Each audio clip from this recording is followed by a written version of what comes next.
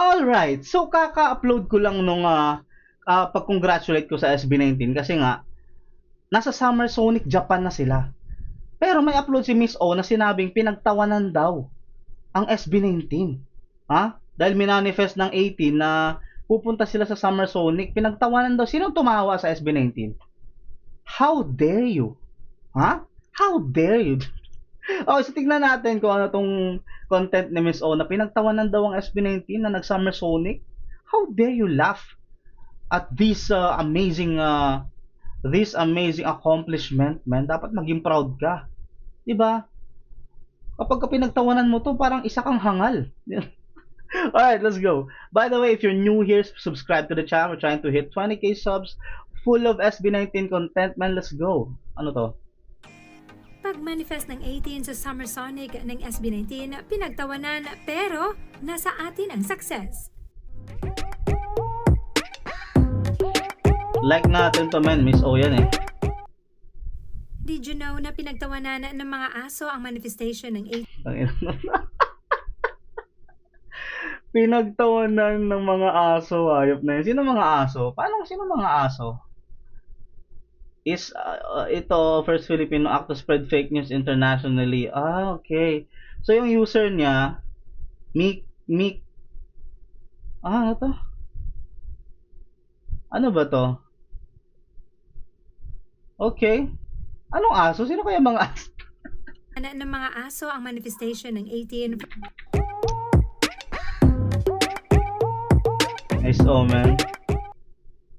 Did you know na pinagtawanan ng mga aso ang manifestation ng 18 for SB19 to be included in Summer Sonic Japan, calling the fans first Filipino act to be the patron of fake news, delulu and desperate. But for First Filipino act to be the patron of fake news without an official announcement, aka Dilulu and Desperate. Very Otins coded. Very DDS. Oh my god. Pasok ako sa DDS, hindi ako DDS case ha. 18. Sige, tatanggapin ko 18. Sino to si Charles? Shoutout sa'yo Charles, sa isa kang hangal na nilalang. At andito na di ba? Nag-manifest lang naman. Anong mali doon, Charles? Ha? Talo ka ni igayahin mo si Charles Darwin. Meron siyang theory of evolution, nag-e-evolve. Ikaw paurong yung ng utak mo, Charles eh. Okay? Pabalik ka sa unggoy eh. Utak unggoy ka Tingnan mo. First, let us clarify this post, which was an imaginary lineup made by a Japanese casual. Maraming 18. Bruh, it was made by a Japanese casual, man. What the fuck is wrong with you? What the F is wrong with you? Let me rephrase that. Charles? Look how stupid you are, man. Holy F, man. You are stupid. It was made by a Japanese casual because he knows or she knows that SB19 deserves it, and you are here commenting syempre pinagmamalaki mong tanga ka, natural talaga, di ba? But first, let us clarify this post, which was an imaginary lineup made by a Japanese casual. Maraming 18 ang nag-comment at share nito at ang iba inakalang eto na ang lineup, hence this post. Pero nang kinlaro ng original poster na imaginary lineup lamang ay dinilit naman. But yun nga, ginamit na Pero man, let me be honest here, alright? Dapat honest tayo, bro. Putang, ingay ng eroplano, Cebu Pacific. What the hell? SB19 in Summer Sonic? OMG, I'm crying. Bruh. Kung sasabihin niya na na parang I mean, I'm happy. I'm very elated na kasali yung SB19 Summer Sonic. Parang medyo clickbaity to, di ba? Parang tapos sasabihin niya imaginary lineup, pero yung yung caption niya, don't get me wrong, I'm with you bro, I'm happy, but medyo clickbait clickbait siya, pero naman siya, hindi siya yeah man, medyo instigating nga, pero for that dog to react na nababaliw, dilulu, di ba parang basag trip ka naman masyado. Pero nang kinlaro ng original poster na imaginary lineup At least he clarified it. lamang ay dinilit naman. But yun nga, ginamit na ito para pagtawanan ang 18. But now, with Summer Sonic Japan's confirmation of SB19 on the lineup, Take that, bitch! Ha? Take that! Ulul! Ano ngayon? Ito gawin mo, Charles. Ipaprint mo to, tapos isampal-sampal mo sa mukha mo. Mga 2026 times. Kasi yun yung year ngayon eh. Sampal-sampalin mo gamit yung poster ng Summer Sonic. Ay na mo pala, ulul! Kanino ngayon ang huling halakhak? I don't want to gloat like they did na makapasok ang idols nila sa Coachella, pero may exceptions. Oh my God. So yung aso, kasi dito sinabi niya na idol na sa Coachella. So, yung aso na tinutukoy niya, yung fans nung Beanie. Or yung mga brooms. Hindi blooms kasi yung blooms okay yung utak nun. Normal. Yung mga brooms lang talaga na may mga sayad, no? I mean ako I strongly am biased with SB19 pero not to the point na maging toxic na tatrashtokin ko out of nowhere yung win ng isang grupo.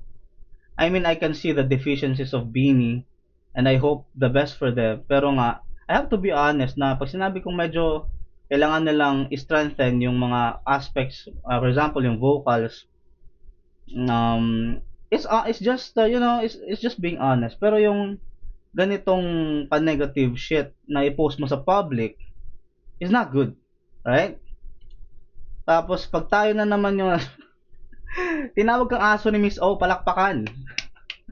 Miss O, hindi yan aso, unggoy yan. Kasi Charles yung pangalan niya, pabalik siya sa nakaraan niya eh. Charles Darwin.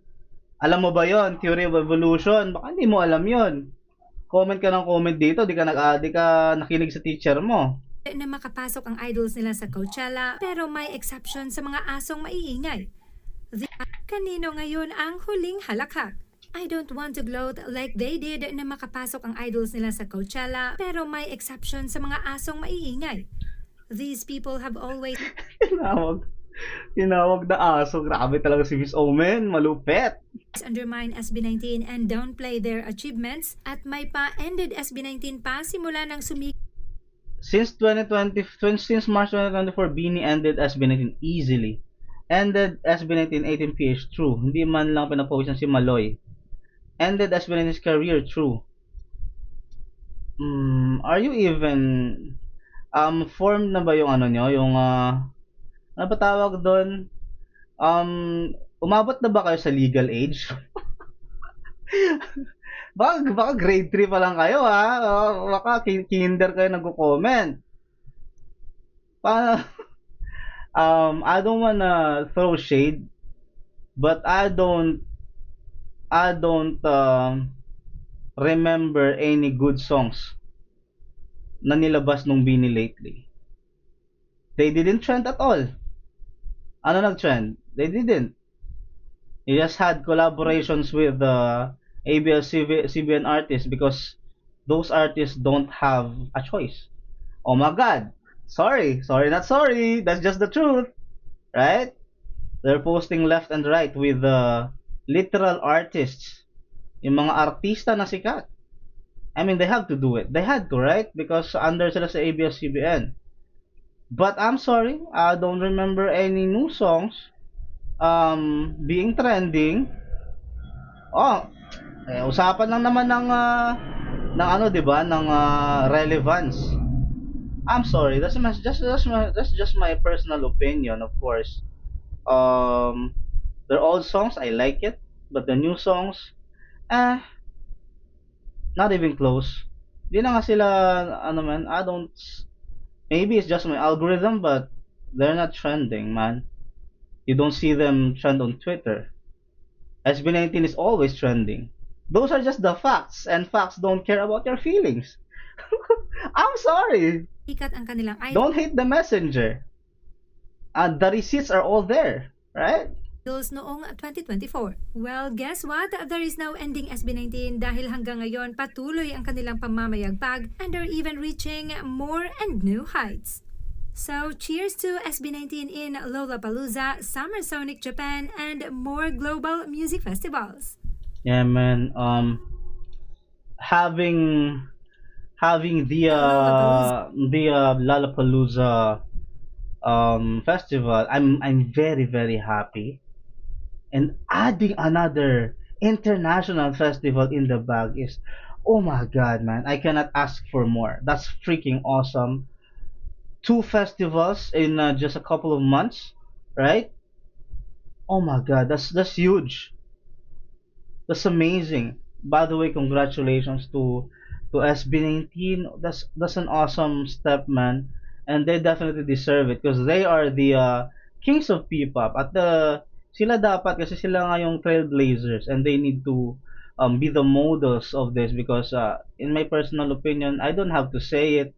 Hindi ko na dapat palagi sinasabi yung personal opinion kasi nga kailangan ko pang isipin yung mararamdaman ng iba. Ay, katotohanan lang naman, 'di ba?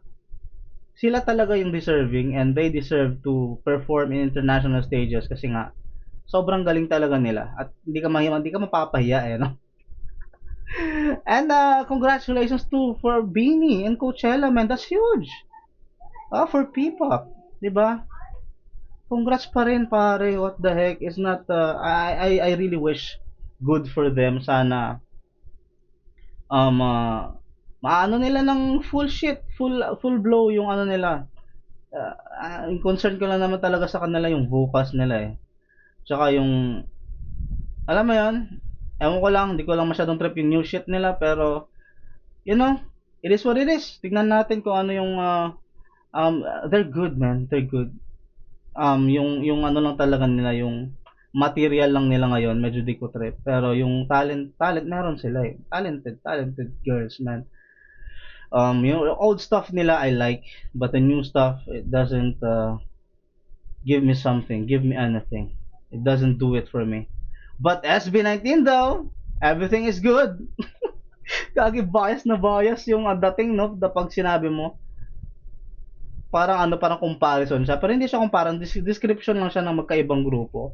Kasi I have to explain this eh, kasi yung mga nagko-comment ng ganon, negative shit, they need to hear it, man. Kasi baka akala nila high and mighty na yung idols nila. Kailangan nating ipakita yung difference eh. Alam mo yun?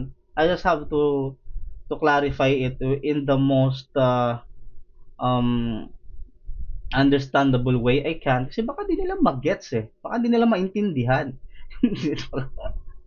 Siyempre nagre-rebat lang tayo. Okay, magalit sa akin, boy.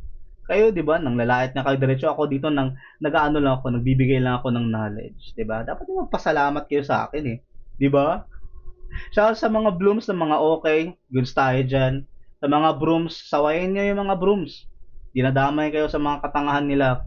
Walang beef yung mga idols natin. Alam nila yan. Pero I'm sorry to say, blooms na yung madaming brooms na bruh, na sobrang grabe yung katoksikan. Kahit nagmamind ng ang itin ng kanilang mga business, right?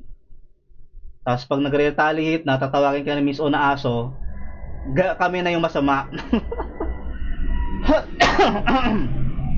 Alright, let's go back to our bias. SB19, this is gonna be our year. Lollapalooza and then Supersonic. Kung gusto niyo mag-donate to the channel para sa bale mo, ano niyo, libre niyo ako sa ano sa Summer Sonic, 'di ba? Kung hindi naman kahit pang merienda na lang sa homecoming, okay na 'yan. Yan PayPal natin, GCash natin. Siyempre, kung gusto niyo lang naman. Walang pilitan, boy. At kung hindi, subscribe sa channel. Maraming salamat. This is my Curbs PH for the Curbs PH breaking news. Let's go. Ingat sa, stay safe. Alright? This is my Curbs PH, a new master of bed. I'm 8. Yeah.